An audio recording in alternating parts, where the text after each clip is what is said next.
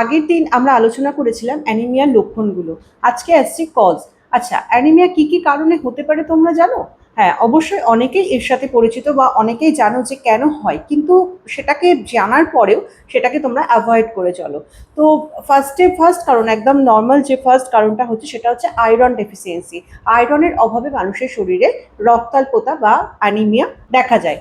সেটা কি কি কারণে হতে পারে? অনেক সময় মেয়েদের ক্ষেত্রে যেটা হয় বেসিক্যালি, পিরিয়ডসের সময় প্রচুর পরিমাণে ব্লিডিং হলে, অনেকটা রক্তক্ষরণ হয়ে গেলে সেক্ষেত্রে হয়। কারোর ক্ষেত্রে অনেক সময় পাইলসের সমস্যা থাকে, সেক্ষেত্রে ইন্টারনাল ব্লিডিং হলে, বা কখনো কখনো দেখা যায় যে কারোর অপারেশন হয়েছে বা অ্যাক্সিডেন্ট হয়েছে, অতিরিক্ত পরিমাণে রক্তক্ষরণ হয়েছে, সেক্ষেত্রে গিয়েও দেখা যায় যে রক্তাল্পতা বা হিমোগ্লোবিনের পরিমাণ আমাদের শরীরে অনেকটাই অংশই কমে যায়। আর একটা হয় যে কারণে ভিটামিন B12 বা ফলিক অ্যাসিড, এটার যদি ডেফিসিয়েন্সি হয়, শরীরে এর ঘাটতি যদি পড়ে, তাহলে সেক্ষেত্রেও কিন্তু আমাদের শরীরে রক্তাল্পতা দেখা যায়। আর থার্ড হচ্ছে, যদি কোনো ক্রনিক ডিজিজ, মানে দীর্ঘদিন ধরে কিডনির সমস্যা, থাইরয়েডের সমস্যা, এইগুলো দীর্ঘদিন কেউ পুষে যাচ্ছে বডিতে, মানে তাদের কোনো মানে গাফিলতিতে আছে, যে কোনো সিমটমস যা আছে ও ঠিক আছে উড়িয়ে দিচ্ছে, কোনো পাত্তা দিচ্ছে না, তো সেক্ষেত্রে কি হয়, একটা দীর্ঘ সময় পরে গিয়ে দেখা যায় যে তার হিমোগ্লোবিনটা আস্তে আস্তে অনেকটাই কমে যাচ্ছে।